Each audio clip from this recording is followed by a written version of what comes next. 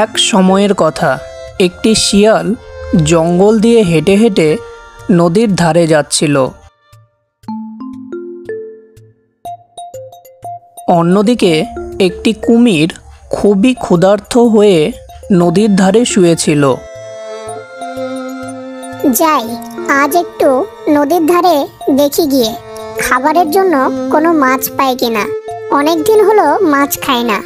এরপর শিয়ালটি নদীর ধারে পৌঁছালো এবং কুমির শিয়ালটিকে দেখে ভাবল, যদি এই শিয়ালটিকে আমি ধরতে পারি তবে আমার খাবারের সমস্যা মিটে যাবে। এরপর কুমির শিয়ালকে বলল, ভাই শিয়াল, তুমি কোথায় যাচ্ছ?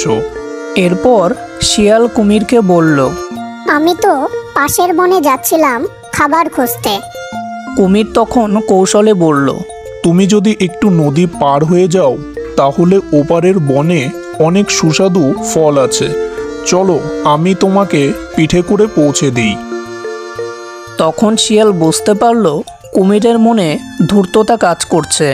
তাই শিয়াল চালাকির সুরে বলল, বাহ, তুমি তো খুব ভালো বন্ধু। আমি অবশ্যই যাব, তবে আমার হৃদয়টা তো আমি বাড়িতে রেখে এসেছি। তুমি যদি আমাকে নদীর ওপারে পৌঁছে দাও, আমি হৃদয় নিয়ে আসব। তারপর আমরা একসাথে ফল খাবো। কুমির মনে করল শিয়াল সত্যিই তার হৃদয় রেখে এসেছে। তখন বোকা কুমিরটি শিয়ালটিকে তার পিঠে করে নিয়ে নদী পার করে দিল।